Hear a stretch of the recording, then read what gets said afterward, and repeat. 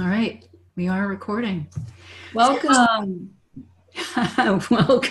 Hi, everyone. I'm Annie Gelfand, ICF Master Certified Coach from Ontario, Canada. We're delighted to have you here with us again on day 6, session 6 at the Essence of Mastery Summit 2018, April 25th.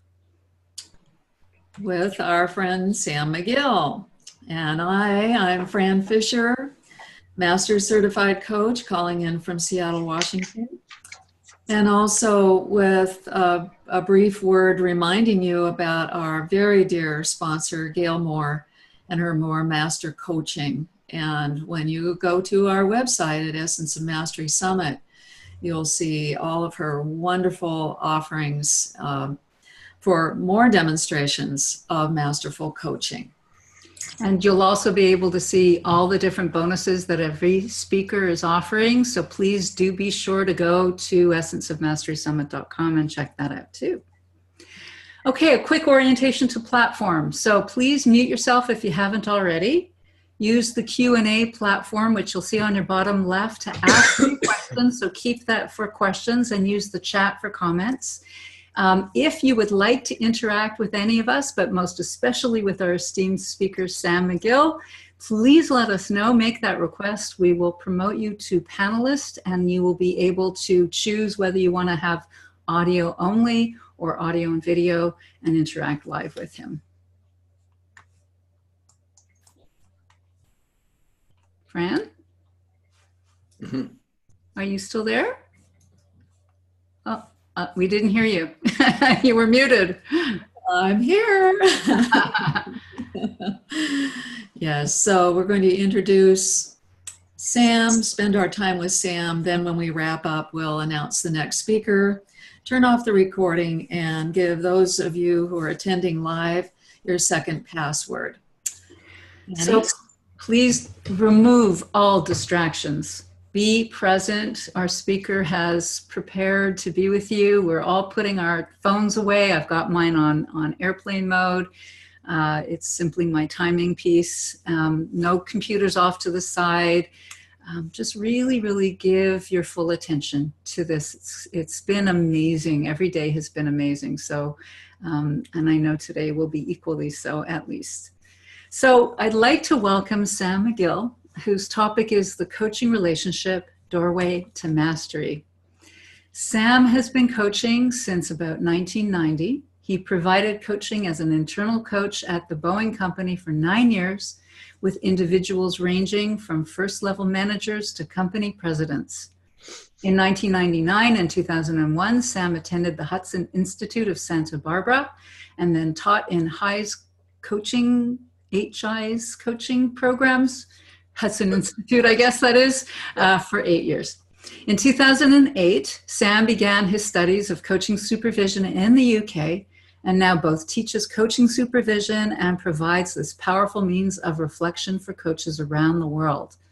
As co-director of the Coaching Supervision Academy, North America, Sam continues to deepen his understanding of the subtle ingredients required to generate moments of mastery.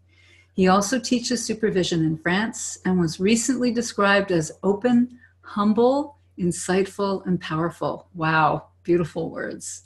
And my experience of him as well. He works both in French and English. And although he is an MCC, he continues to engage in supervision with his own private supervisor as a principal means of sustaining mastery. Yay. Sam is also an experienced photographer, has published his own works of poetry. He recently told a group of students in France that he is both teacher and student, learning with and from his students and clients. This stance, he believes, is the underpinning of mastery. Okay. So, Sam, would you like to take it away? It's all yours now. I'm always, being introduced in such nice terms is always a little bit disturbing to me. As a mentor told me many years ago, when clients praise you to the hilt, you're not quite as good as their praise. And when they want to crucify you, you're not quite as bad. So it's always to be taken with a grain of salt, but thank you for the nice introduction, Annie and Fran. Pleasure to be with you today. Folks scattered out across the geography as I saw people coming onto the call. And what I want to do in the next roughly hour and a half, but a little less than that now, is explore with you the significance of the coaching relationship. So I've got some slides put together, and I'm going to share those with you. I probably have too much material for the time that we have, so I follow the energy of the conversation, and we'll see where it goes. I don't know exactly what's going to happen. As you will see in one of the slides, a quotation from one of the best known authors in England, in the UK, Robin Shoad. The key is to be present, not perfect. And I think that that's a lovely way to think about mastery also. The key is to be present. So I'm feeling pretty present with you, even though it's bright sunshine outside the door. I know I'm going to get outside shortly after our talk today. The key is to be present, and I invite you to be present. Let your thoughts go where they go, and keep in touch in the Q&A and chat. And I'll stop from time to time and invite some conversation with you, right? And if something is just going crazy in your mind, then get Fran's attention. And we'll stop right then, all right? This is doing this together. So I'm going to start a screen share here. You should now see a slide that says the Coaching Relationship Doorway to Mastery. Coaching Supervision Academy. We polish your mirror. We polish our mirrors. And that's one of the key components that I use in talking about coaching supervision. The point is for us to see ourselves clearly. And we actually start the training with an exercise in polishing the mirror to take all the smudges off that we naturally create in the handling of our lives, the handling of our coaching. And so how do we keep that clean? That's what we're really about. So what do you see? And I would like to hear some responses, Fran, from what shows up. What do you see on the screen right now? What's coming up, Fran? First instinct, when you first saw this image, what did you see? Don't have any yet. Okay, here we go. Two faces and a vase. Two faces. Mm-hmm. Two faces and also a vase. Okay. Yeah, that's often the case.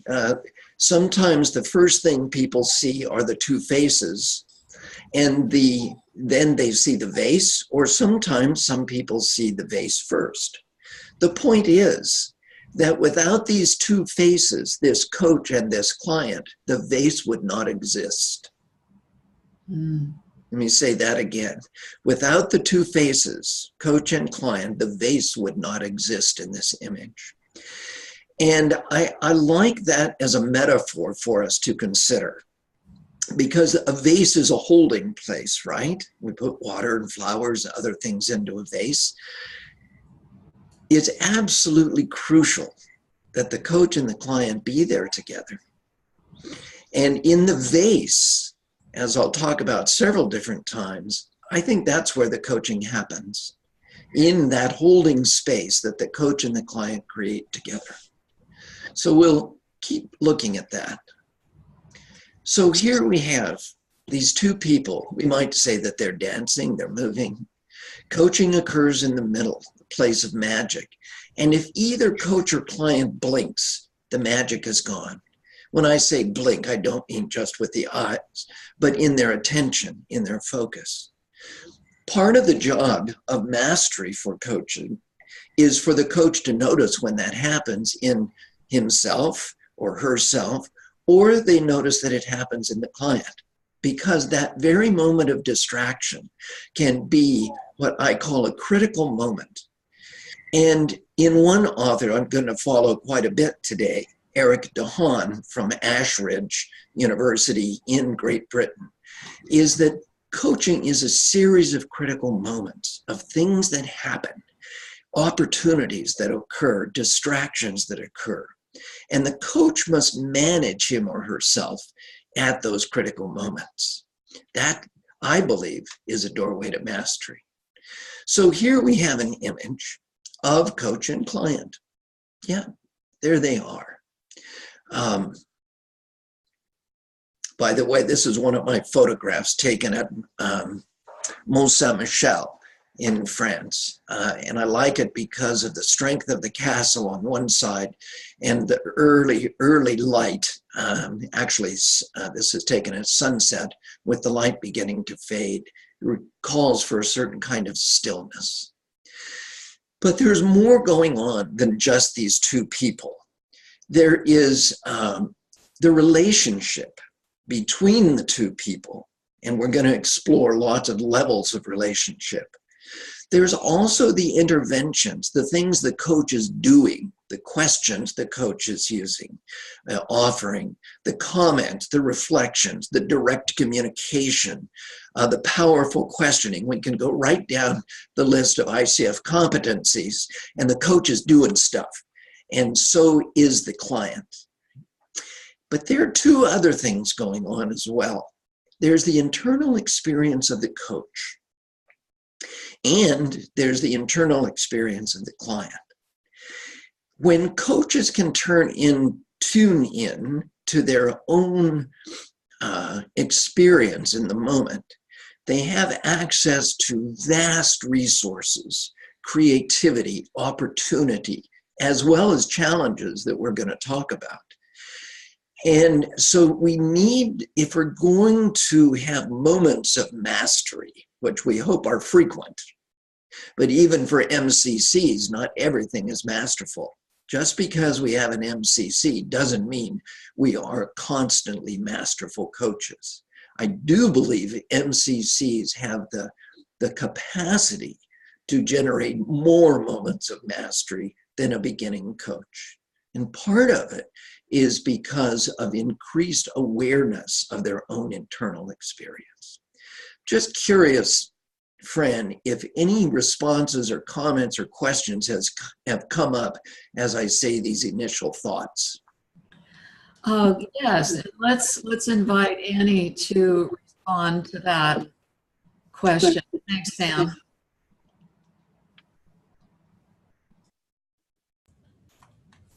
So what is the question or pondering that you're asking us to consider now? Well, one of the things I like to do is track the thoughts that come up. It might be just a, it might be a, I don't agree with that. It might be, oh, I wonder what that means. It's anything, or gosh, that makes sense. I never thought of that before. It's whatever kinds of thoughts just occur to our colleagues on the call. And it may be that they're just quiet at the moment. Well, I'll jump in while we're waiting for people to post their comments. Ooh, there's a terrible echo. Is that me? Huh. Okay, I'll hope it's not too distracting. Did you hear this too, Sam? I'm not hearing anything but you, Annie. Okay, good. So maybe just me.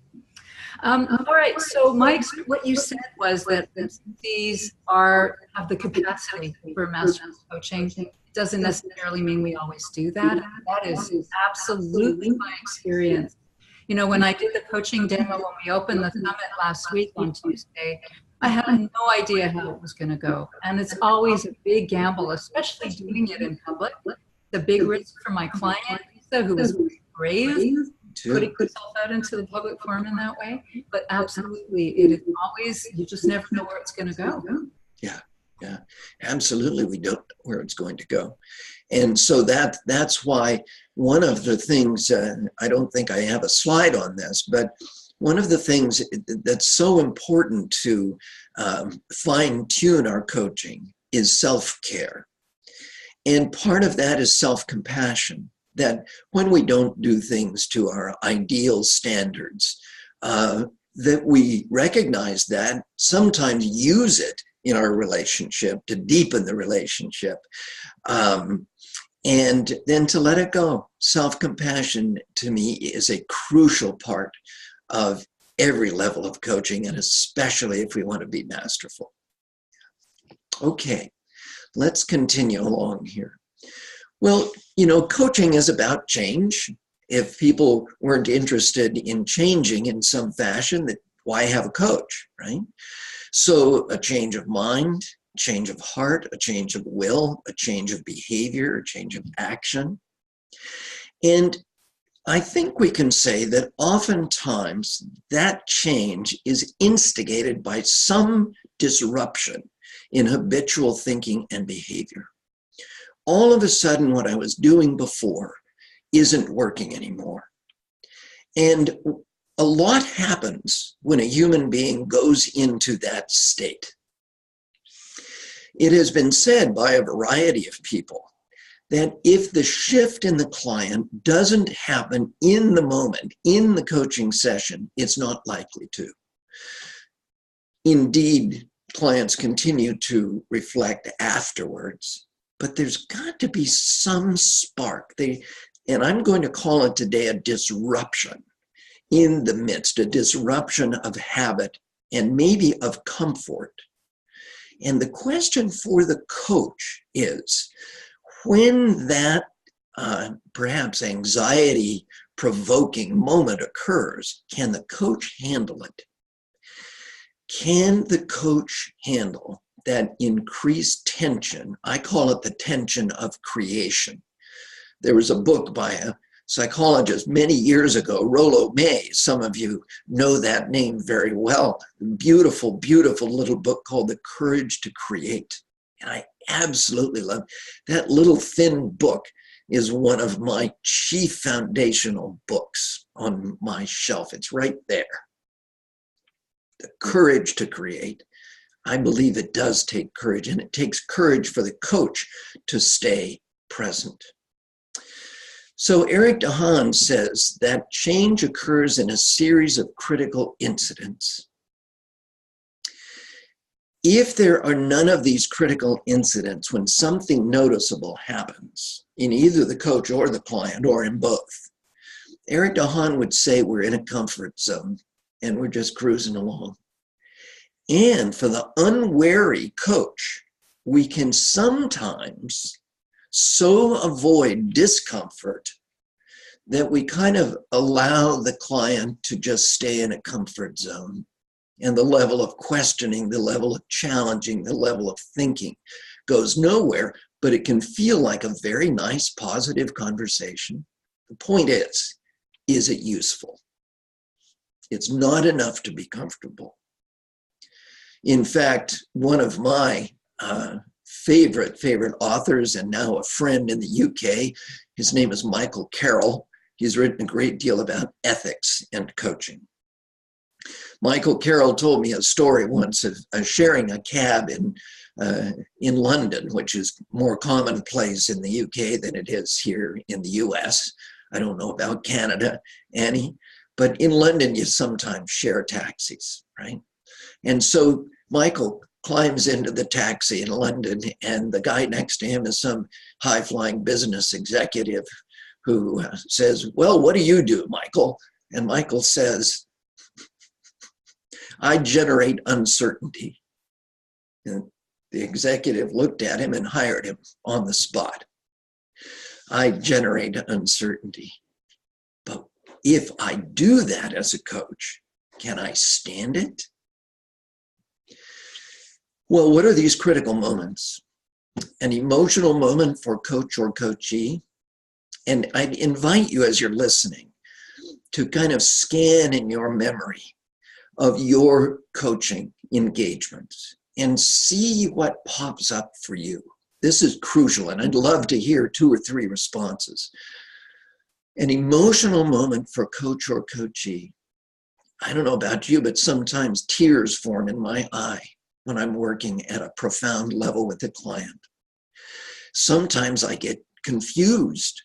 I have said from time to clients, you know what, I'm in this spaced out, foggy place. I don't know where we're going. Sometimes it's a moment of hesitation. Oh, I just heard something in the client. Am I going to share that, what I just heard? It might upset them. Rupture of relationship. Think about that. That vase that's created between the coach and the client is a fine vase, and it's fragile. If we start nudging the client ahead, we could break it for a moment. And that may be the most important moment in a coaching engagement, really the most important. Another thing that can change is the rhythm or the energy. It can suddenly get very quiet. What's going on? What precipitated that quietness? So with those examples of critical moments, I wonder, Fran, if anything popped up for someone, like, oh, I remember a time when, and I could talk to them for just a moment. I don't see any yet, Sam. Now I'm getting the echo. Oh my goodness. Annie went offline to check with them about that. Okay. Annie, do you have any information about this echo? That wasn't happening earlier. She's got her mic on mute. Yeah. Hear me? Maybe she's on with us right now. Just to interrupt for a second, it seems okay. Sam, I think you might want to go out and come back in, because I think the issue might be coming from you, because when I mute you, Fran doesn't echo, and when I mute you, I don't echo. Do you want to give that a shot? So I go out and come right back in. Back in. Okay. Talk Sorry about that. I'm going to pause the recording. Talk about yourselves. And we are recording. Okay, go for it. Yay. Okay. Okay, comments. So Carol Davis raised her hand. Carol, would you like to interact with Sam?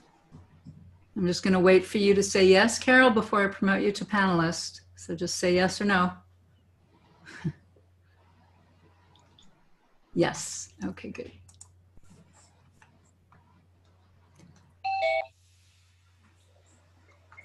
Hi, Carol. Oh, you wanted to be...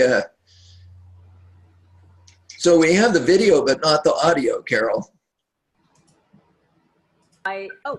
Okay, she's unmuted now. There we go. There we go. Hi, Carol. Hey there. I was just remembering a really uncomfortable moment in a coaching conversation where she was pondering something, and I gave her a long time of silence to let her ponder. And I was thinking, wow, she's coming up with all the, she's going deep, and, we had some great conversation before that. And it was a long, probably minute at least. And finally she comes back and she's like, I got nothing. So because in my mind, I was thinking, oh, she's coming up with all these things. And cool stuff. Yeah. So that was very awkward in that moment. And it was on a sort of a teaching call with other people listening, who's listening in. Yeah. So it was pretty awkward. So how was that was awkward for you? Yeah, it was. Yeah. And what did that lead to inside of you? Where'd you go?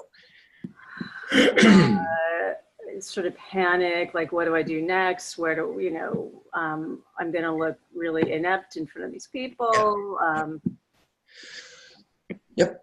So Eric DeHaan refers to those as existential moments for the coach. Am I good enough? What am I doing here? Who am I to be doing this teaching? All that kind of stuff. And the longer we coach, the more times we've had encounters just like yours, Carol. I've had very, very similar ones myself. And so part of maintaining mastery is to be able to spot that in ourselves and say, this is me speaking, not you. oh my gosh, I feel so stupid right now. And I'm able to manage that self-criticism and get back on track. Or possibly to use it. This I think begins to really be at a mastery level. When I use my own disruption. I was working with a client. Your story, Carol, reminds me of this. It was on the telephone. All of a sudden, my mind was blank. I had no idea what to say. And so I sat there. I was so grateful he couldn't see me. And I sat there going, oh, shit. What am I going to do? What am I going to do? And finally, I said, you know, client, we'd been working together for ages. I said, client, I have no idea what to say next. Mm-hmm. And then it got really quiet, like more quiet than quiet. And he said, I don't either. And we hung out in that. I kept saying, oh, please say something. And all of a sudden, out of the depth of that silence, he started kind of telling the truth about his situation. So great, Carol, that you got that opportunity. And I really join you in the courage it takes to stick with it. That's what I mean about managing a critical moment. Yeah. I mean, I guess the good thing that came out of it was the other people who were sort of listening in sort of said that. They're like, wow, you were so brave just to hang out and not say anything. Yeah. And that reminds me, Carol, that being brave is not the same thing as not being afraid. Yeah. Cool. Thank you. Thank you.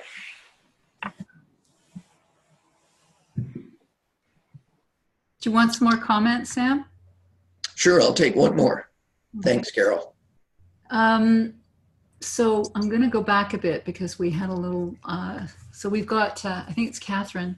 At some point we need a breath to catch our breath after all the uncertainty. Sometimes we need a break from growing for a minute, a respite, and how do we keep from napping too long? Right. Let me first, there we go. Carol was still on video. So say that again, Annie. I'm just going to put her back to attendee. Okay. There we go. Multitasking here. Okay, just a second. I lost my chat. There it is. Okay. I love transparency. I think that transparency is one of the biggest tools we have as coaches. Okay, so what she said was, at some point we need a breath to catch our breath. After all the uncertainty, sometimes we need a break from growing, from the growing for a minute, a respite. But how do we keep from napping too long? How do we keep from napping too long? Great question. You know, what comes to mind for me is that, first of all, that our sense of time, I suspect it is faster than our clients.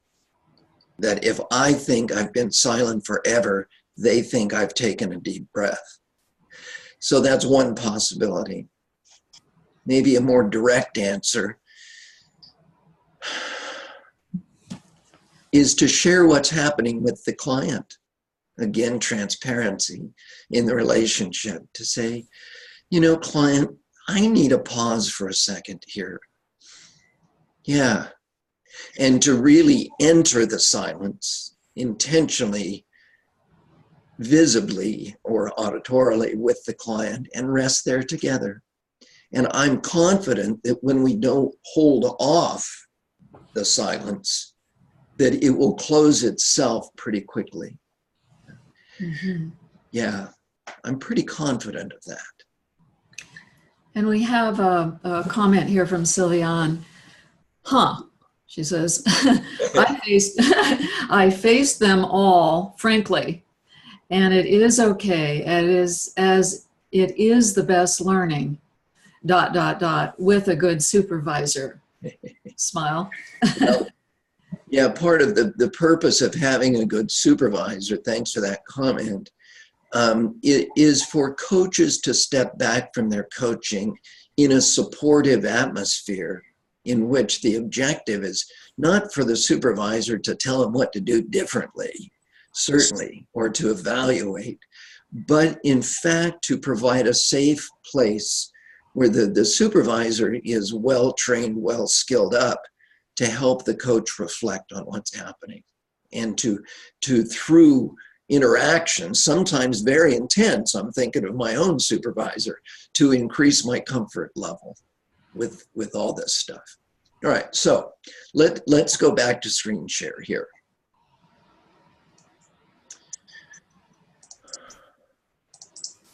Okay, hopefully now you have a screen that says critical moments. They can be good moments. We never want to let a good, exciting moment pass by without naming it. They can be troubling, and they are opportunities for us to learn. So Eric DeHaan summarized a variety of research and drew on a number of sources from research in the realm of psychology. And this was a big research, and it was called a meta-study, meaning that a variety of studies about effective psychotherapy were gathered together to see what the overall trends were. And so there were several components to effectiveness. One was, in fact, the relationship. And that meant an affectionate relationship, good warmth between the two people. The client's motivation and ability to accomplish work collaboratively. The relationship requires a collaborative interaction. And you know, that's partly the client's job. And if you have run into, as I have, a totally uncollaborative client, coaching can't happen. The coach's empathetic response to an involvement with the client. I think empathy, good skills in empathy, not sympathy, not pity, not colluding, not agreeing with the client, but true empathy, holding the emotion and the unmet needs of the client together. Being able to talk about that, crucial. An agreement about goals and tasks, right? The relationship, that vase between the two faces, is based about some agreed work to do. That creates the relationship. There's the person of the coach, their ability to express empathy, warmth, understanding, their authenticity, transparency, as we've been touching on. Being attractive, a person who by their presence inspires confidence and simply appears competent. And I would add, appearing competent can sometimes mean exposing our flaws. That can create a great sense of competence in the client's regard of the coach. The coach's own mental health. This will come up again a little bit later.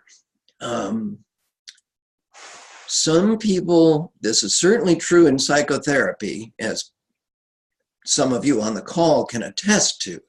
Some coaches enter coaching as a way to be rescuers because they can't manage their own stuff, if you will. So they become a coach and work on other people's stuff instead of addressing their own real needs. And just every coach needs to check that. Am I satisfying my needs for recognition?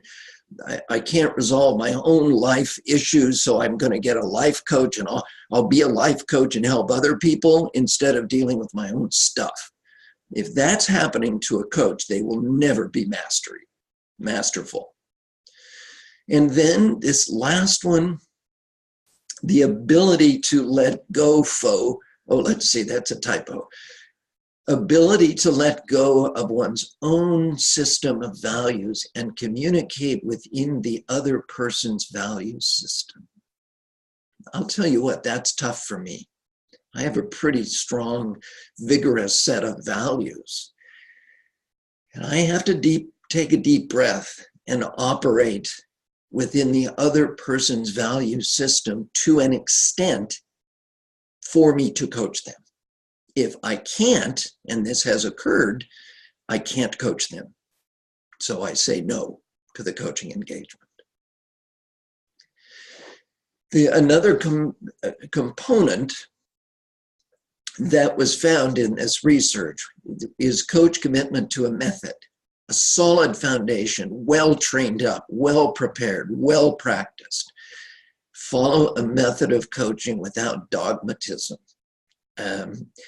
You know, sometimes we can get into our 10-step model of coaching and we can follow it ruthlessly, even if it's not fitting with the client. That's not mastery.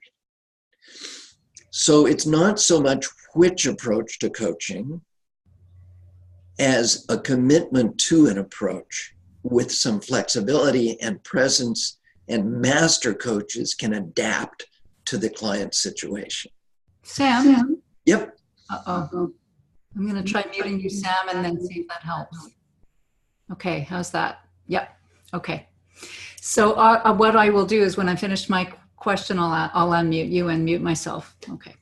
So you just said coach's commitment to a method, but it's not so much which approach as commitment to the approach. And I'm wondering about that comment, because when I began my exploration of what it would take to get an MCC, and I'm not sure if you're differentiating between getting the MCC and getting, you know, more masterful skills. So maybe that's question one.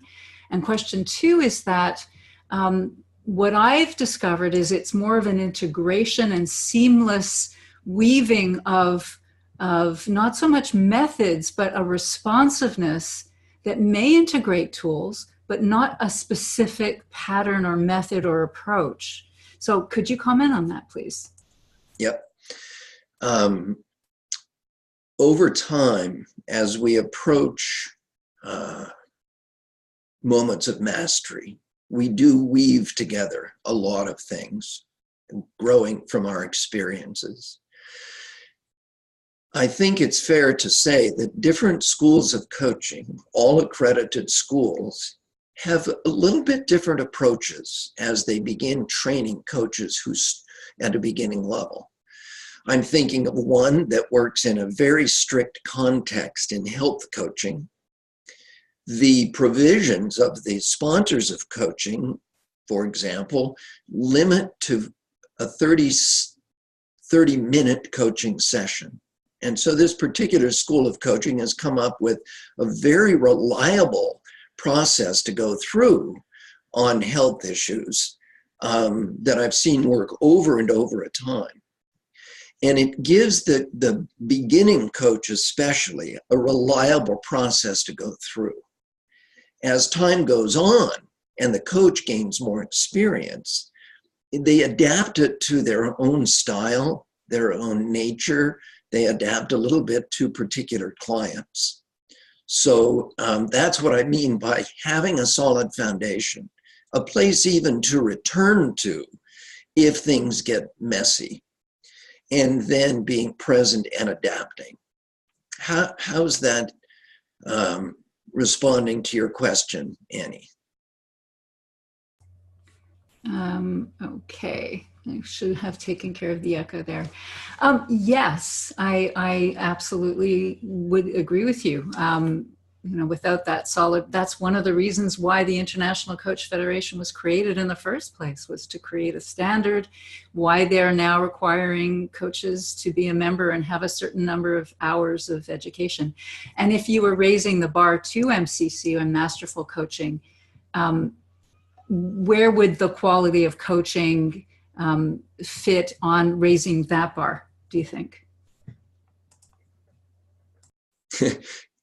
It's funny, the first response that comes to mind, and a couple of you on the call know that I like to be cantankerous from time to time. And one of the raising the bar to mastery is to break all the rules. Sometimes breaking the rules is a really good idea, but I've got to know that I'm doing that. I don't know. I think it's more of a dance. It's learning to not take my own methodology that has been well proven, to not take it too seriously. It's more important to be present than to be perfect. And I think when we get to an MCC level, we have more resources available to us to respond to a given client situation. I think that's one of the things. And as I said earlier, I think one of the differences for true MCC, not just people who have been able to provide a tape and that happens to prove that they met the requirements. A true MCC has resources at hand, intuition, powerful presence, adaptability, self-awareness, managing critical moments more effectively than a beginner. So let's look. I think the screen. Sam, before we start away, I've got him muted, but I'm still getting an echo. Christy says, this is an interesting point of reflection for me.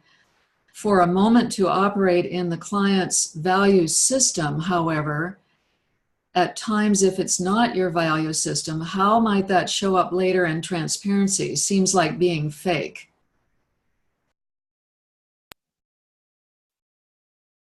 Well, let me share an example. And I'm sorry about the echo. I have no idea what to do about that.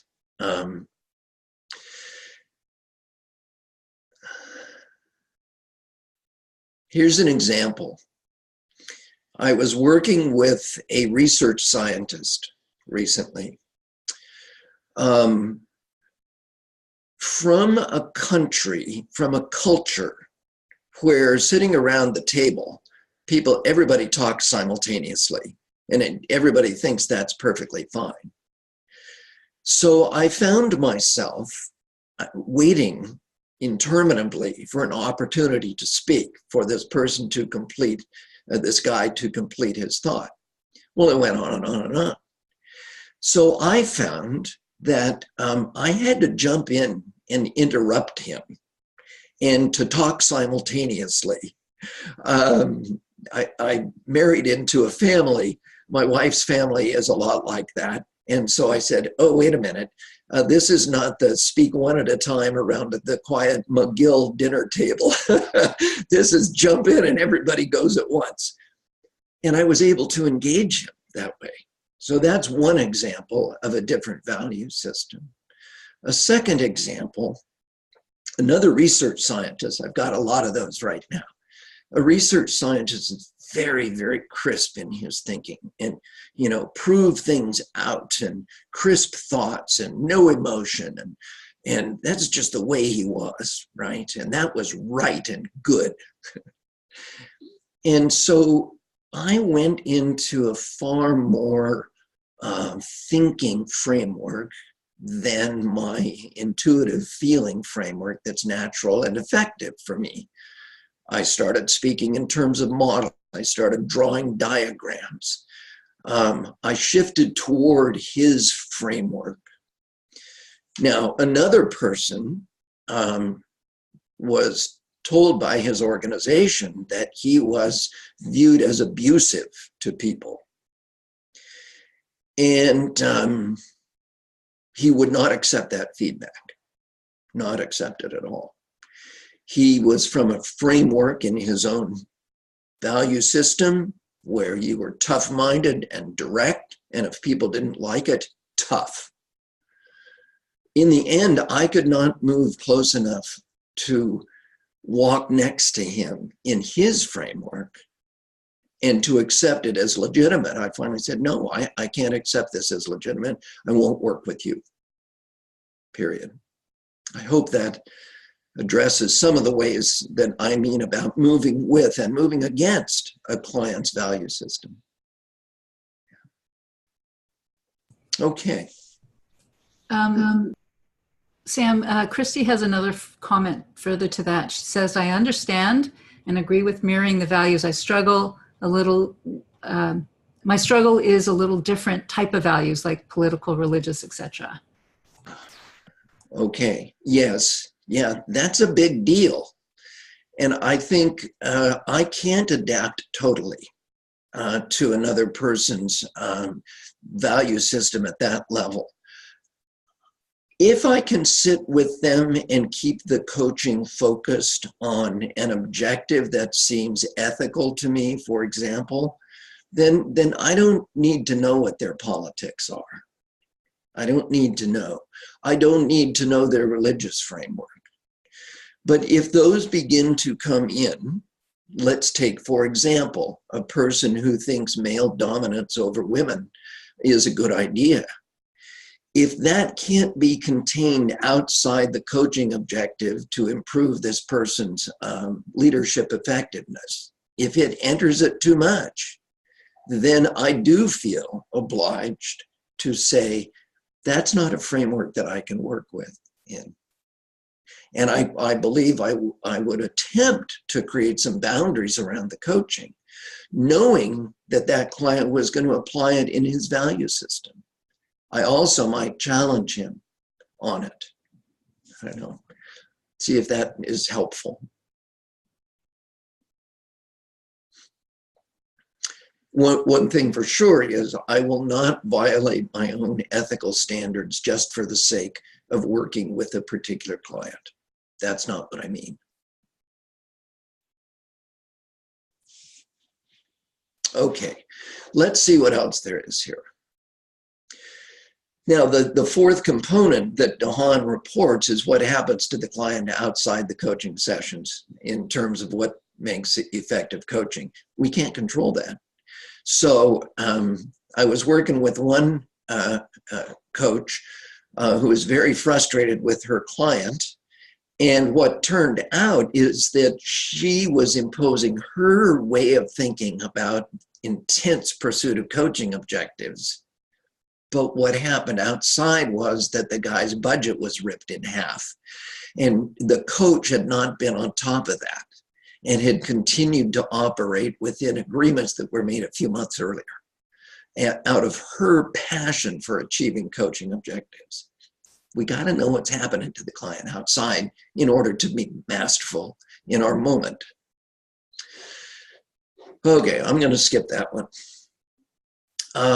Now, let's talk about the coach's side of this.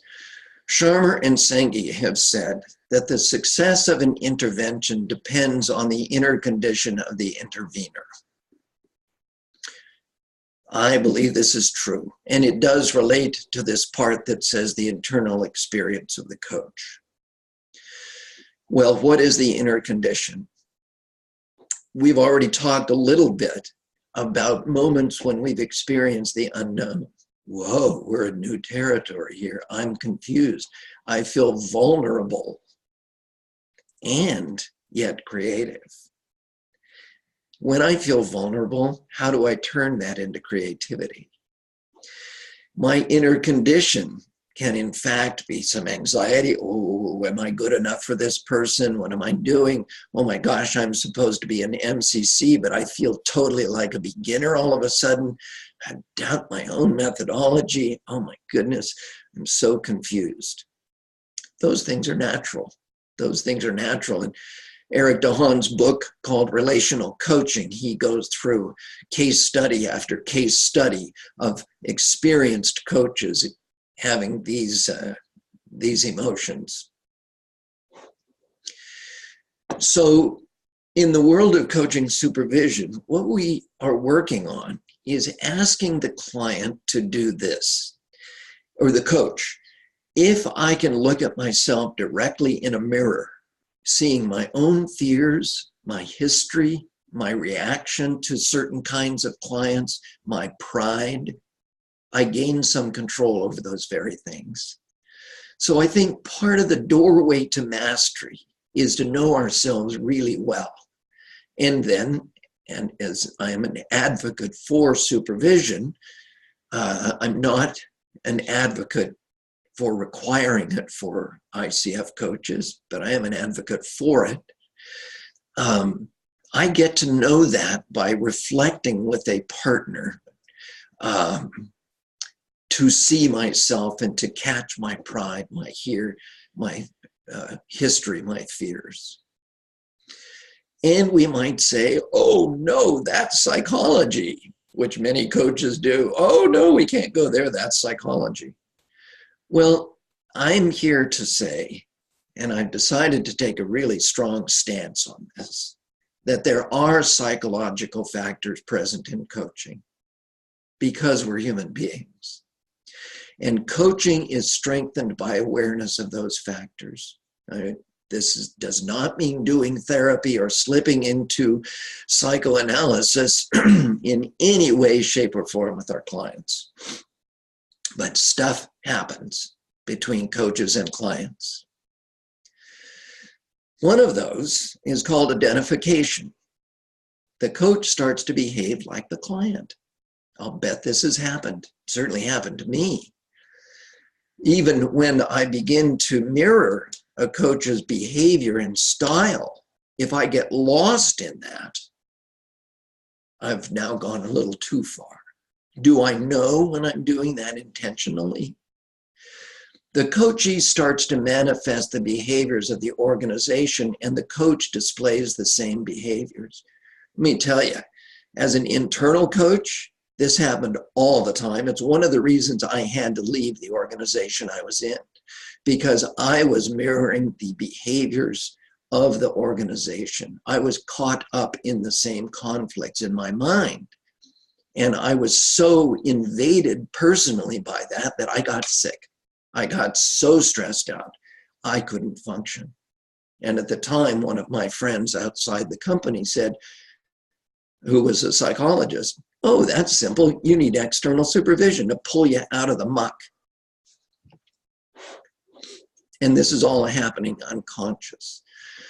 So here's a big psychological term. It's called transference. Now, I've pulled this from some definitions of psychological factors, but we can translate them to coaching dynamics. Transference, the process by which emotions and desires originally associated with one person, such as a parent or sibling or boss, are unconsciously shifted to another person. Now, this happens especially in the deep work of psychotherapists during a course of treatment or coach during an engagement. It can be positive transference, like unconsciously, this client reminds me of a previous client or a previous boss or a friend or a teacher who was really cool, and I learned so much. And we unconsciously apply that same positive regard to the new person, when maybe it doesn't really apply. Or hostile, negative. Here's an example. When I was working at Boeing, I was in a meeting, and the new president of the division that I worked in walked in. And all of a sudden, I said, oh my God, what a domineering, nasty human being this is. I want nothing. Look out, people. He's going to be terrible. Well, guess who he looked like? He looked like my boss in a previous organization. Same height, same brilliant blue eyes, same haircut, same powerful walking into a room. But thank goodness I had another opportunity, because he became my client. Okay, I know that it's really bad to coach the president of your own division, but I didn't know that at the time, and I was assigned to coach him, and we did some great work together. Never do that again. Anyway, that was a flip from a very negative transference of previous experience. I had another one once upon a time with a colleague that I eventually had a lot of trouble with. And I mean, our relationship just went to hell in a handbasket. Through some psychotherapy, I was transferring experiences from my mother onto her. Now that's psychotherapy, and I needed it. Now there's countertransference. That's when the analyst or the coach transfers to the patient emotional needs and conflicts from the analyst's past experiences. So that fits the example that I just gave you. Had I worked with that president of the division with the mindset that I was carrying from my previous encounter with him, it was a previous encounter with somebody else, that would have been countertransference. It would have been terrible. So the point is, what is your stuff, coaches? And what's being evoked in you in the presence of the client? So what do? How do I respond? Let's see, I wanted to share a case. Yeah, let me share this example. So a client was having a great relationship with the coach, and the coach was having a great relationship, did great work. The client got harsh feedback from a boss and talks to the coach. The coach unconsciously slipped into his own nurturing nature as if to his own child. And when this came up in supervision, I said to the coach, I sort of had an inkling that something was going on. I said to the coach, if you were to describe yourself as a role relative to the client now, what's the role? He instantly said, oh my God, I'm her father. And I said, and how old are your children? My daughter is the same age as the client. So the coach was no longer to hold the vase with the client. He had taken over to the lovely, protective dad that he was and is, right? That's how this stuff works. Once he became aware of this unconscious stuff, he moved back to the capable coach he was and helped the client hold her own tension and find a way through it. So that's how this works, and it's unconscious. So mastery, I say, the doorway is to understand what's happening in the relationship. All right, did that produce anything that we need to talk about, Fran?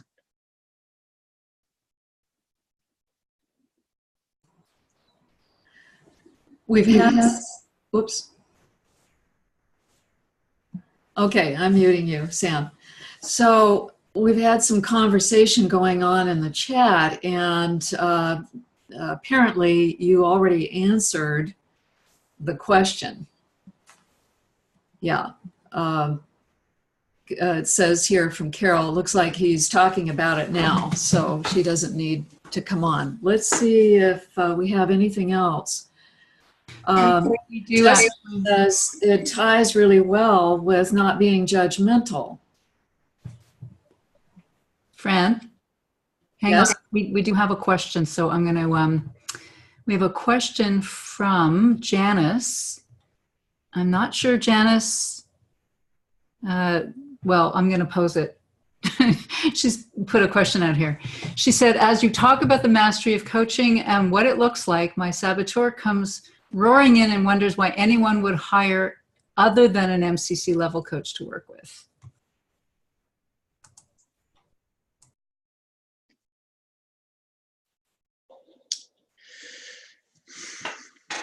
I know an awful lot of PCC coaches and some ACC coaches who actually have a lot of mastery already. They just don't have the initials after them.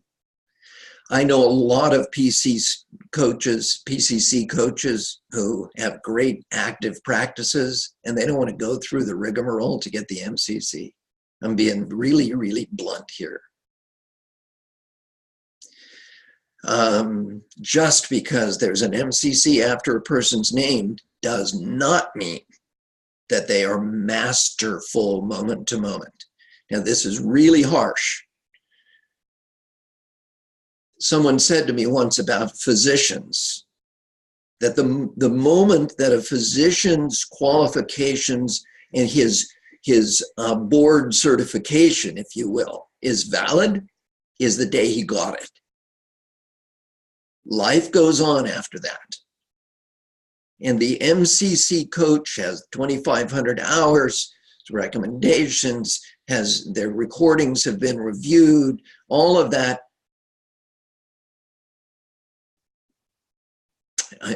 I'm really editing myself here.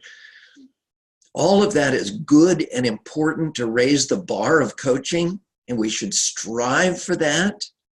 And every MCC coach in the world, in my less than humble opinion, has to maintain mastery. And I know MCC coaches who don't do master level coaching. So I don't know if that's a useful response. It's certainly, I'm aware of the stuff going on inside about me about MCC coaches. Heck, I'm not masterful. And here I am doing this. What do we get back from my little rant there?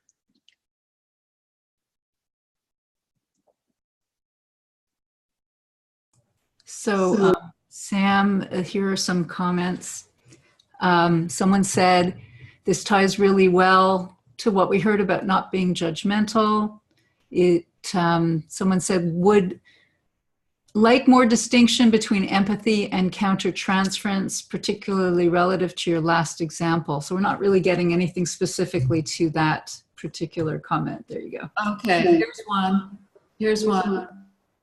I'm with you, Sam. Thank you, Sam, thank you. No matter what level we're at, no matter what level we're at, it's about the relationship with our clients. And TC says she's hearing a distinction between obtaining and sustaining. Well said. Double thumbs up on that one, TC. Am I muted? Unmuted. So let me say something about the comment, countertransference, and empathy. If you really want to explore empathy, I recommend that you look at the work of Marshall Rosenberg in nonviolent communication. Marshall passed away several years ago now, but still a very active community. Marshall said the following is an empathetic reflection to a client or a student or a child, whomever. Said, you first identify the emotion that appears to be present. You're sad, you're overwhelmed, you're angry, because your very human need for support, for safety, for inclusion, for competence, for achievement, for recognition, whatever it might be, is not being met. And then he gets more elegant than that, but that's the simplest form that he presents. So I really like that because I'm seeing the client. I'm seeing the client. I'm identifying something that I can guess about, hypothesize about the emotion. I don't know for sure, but I can get really close if I'm attentive. And I express that, and then the because. Rosenberg's perspective is that emotions show up because some need is not being met. So just encourage you, and that has nothing to do with countertransference. Okay, let's continue here. We've done that.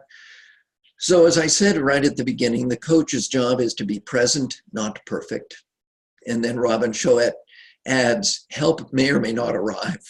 We can't guarantee that our coaching will be effective. We simply can't. And if we go crazy about that, saying, oh, gotta be effective, gotta prove I'm an MCC, woo, probably help is not going to arrive because it's in the vase where that good stuff happens. So what's the coach's job? Avoid unconscious traps, allow the client's tension to remain, help establish awareness, autonomy, self-efficacy in the client. Don't rescue them because of one's own needs as the coach. Set learning goals and actually implement. Keep focusing on that. The key, making lemonade, you know the saying, if life gives you lemons, make lemonade. The key is reflection over and over and over again. The best reflection, especially if there's been some breakdown, is to reflect together on what happened with the client. Recovery from upset relationship leads to more profound trust. With one of these researchers that I was talking about, we really hit loggerheads with each other. And I finally found in his speaking, in response to me, an example of just what his employers were complaining about. And I said, stop, because I could be really blunt with him in his style of speaking. I said, stop. I said, what just happened is what everybody's complaining about. And then we went, he said, oh, and for a minute, I didn't know if we'd be able to continue. We went back and looked at what had happened in our exchange. We have a profound relationship now. It's spectacular. Supervision is a formal process of reflection with somebody who's been trained to look at all this stuff with you, a learning partner. I don't advise my supervisees, I reflect with them. And I put myself in a posture of being equally curious about what happened. Friends and colleagues can be great, positive reflection partners. Do it. There's a downside to that because they're your friends and they love you, they could enter into collusion with you unintentionally, just kind of supporting you, sympathizing, saying they're there, comforting you. I mean, who doesn't want friends who comfort them, right? I do. I depend on my friends for comfort, warmth, love. But I got to watch that we're not colluding with each other. What do you do? Yep. There's a question from Mark. Mark, I'm going to unmute you, and please feel free to interact with Sam. Go ahead. Yeah, yeah, Sam, the question I had was about when you talked about the question, am I good enough to coach someone? For me, that kind of borders on leading into shame. I guess the word that I felt more fits is, do I feel competent? Interesting that, Mark. Last week up in Victoria, British Columbia, I gave an entire talk. Hold on, make that go away. I gave an entire talk on the good enough supervisor and the good enough coach. The thing is that I'm not always comfortable. And there are times when I doubt my own competence. So this notion of good enough is very, very valuable to explore. What makes me a good enough coach? That comes out of some very old literature that I won't take the time to explore. But the notion of good enough is that I can admit my mistakes, be aware of my mistakes, go back to my competence, and be authentic, even in my failings. Because out of those, oftentimes comes the best learning for both client and coach. Does that address your question, Mark? For me, good brings up the opposite, bad. And that doesn't seem to me to be a very good place to go. And that's why I prefer something more around competency and my skills rather than good. Or good brings up to me bad. It sure does. It sure does. And I read an article in which a person was saying, I can't accept good enough because where I actually go to is not good enough in my mind. And the question that is important to me is, am I caught up somehow, consciously or unconsciously, in constantly trying to prove that I am competent? Some coaches pursue training after training, another model, another process, another set of initials after their name, because what they're trying to do is compensate for a sense that they're not quite good enough.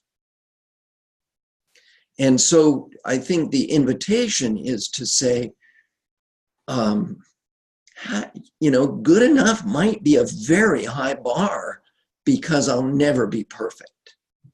And it's good enough in my lexicon, Mark, is a very high standard.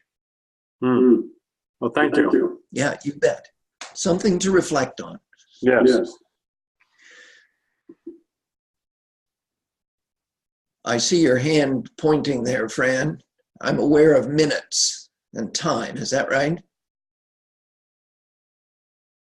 A word about Mark Scannell. You've got on the screen about journal regularly, and Mark teaches a gorgeous journaling class. Just wanted to put in a plug for him. You know, it's no accident that you were on the phone with him, and here is the journal slide. Okay, and yes, we have about 10-15 minutes left. Thank you, Mark. I thought, based on our contracting with each other, that I had 2 minutes left. It's 10:18 now. This is my okay.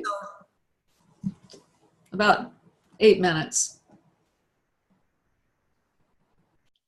Okay, all right. So on this same slide, I think one of the things that I've found valuable in my journaling is to write down my story of what just happened, and to write down what's possibly the client's story about me. And if I can ever explore that, it's even richer. Yeah. Bottom line always, something just happened, some critical moment, some moment when I didn't feel competent or didn't feel good enough. What can be learned from that? That's the key. I was working with a coach whose first language is Portuguese, lives in Brazil. And one day we're cruising along doing great work together, and I said something that, as it came out of my mouth, was absolutely profound. I was so impressed with myself. And this woman stopped me and she said, "Well, I'm really sorry. I'm really sorry, but I didn't understand what you just said." And I said, "Oh my gosh, thank you so much for pointing it out. As I heard it come out of my mouth, I didn't understand it either." And she started laughing and said, "I was afraid it was my poor English." And it's totally fluent. And I said back to her, "Your English is just fine, but I'm really worried about mine now." And so she came back at the end of our conversation and said that was the most important moment. She said, "Here you are, MCC supervisor, coach trainer at the Hudson Institute and Coaching Supervision Academy and all of this stuff, and you made a mistake." And she said, "I am liberated now. I can be more authentic." Let's see. Let me just talk about the needs are filled outside the coaching relationship. I think we all have human needs for recognition, comfort, safety, accomplishment, competence. Let's make sure that we're not unconsciously using our clients to fill those needs. Because if we're pursuing the client to get those kinds of needs met, we're kind of using them unfairly. Do we get our needs for competence, for accomplishment met by doing good coaching? You bet. Of course we do.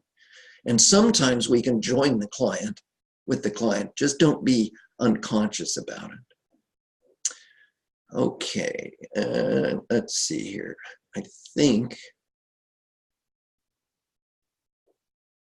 I'll just take a moment here at the end. If any of you want to pursue this stuff called coaching supervision, it's not instead of master coaching, it's a different piece of work to support ACCs, PCCs, MCCs. My favorite clients in this realm are MCCs because they've got more stuff to work with.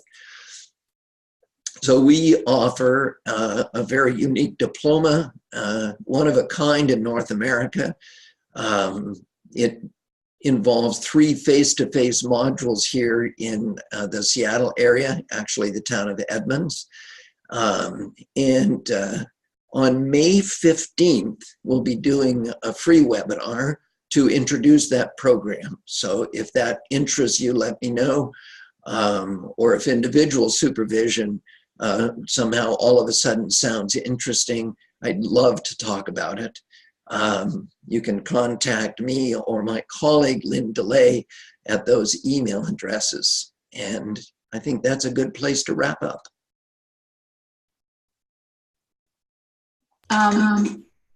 Sam, there is a quick, I think we have literally 3 minutes, Patrick. So if you want, Patrick was asking to interact with you. So Patrick, I'm going to promote you and there you go.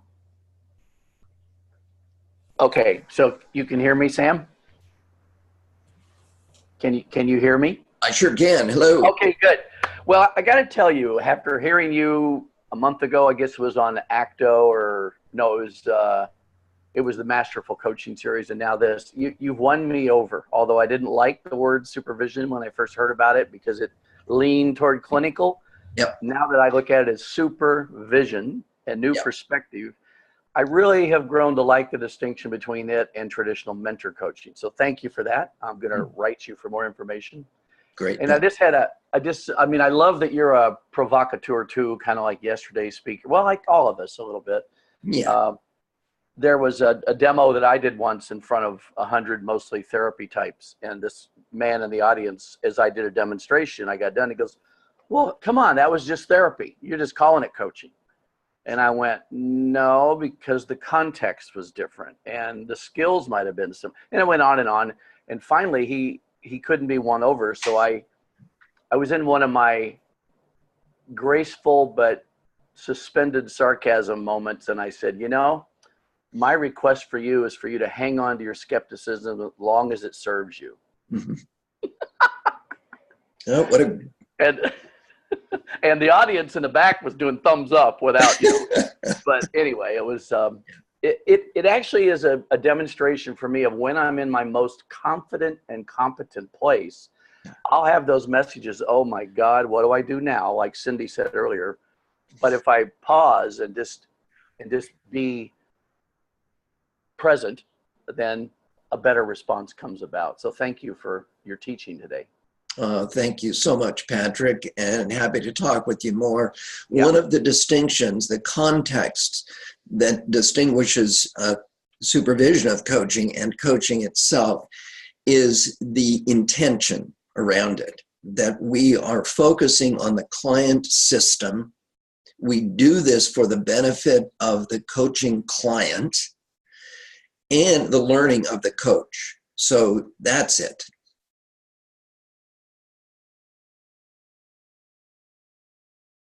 Okay, Fran. Thank you so much for that, Sam. That was fabulous.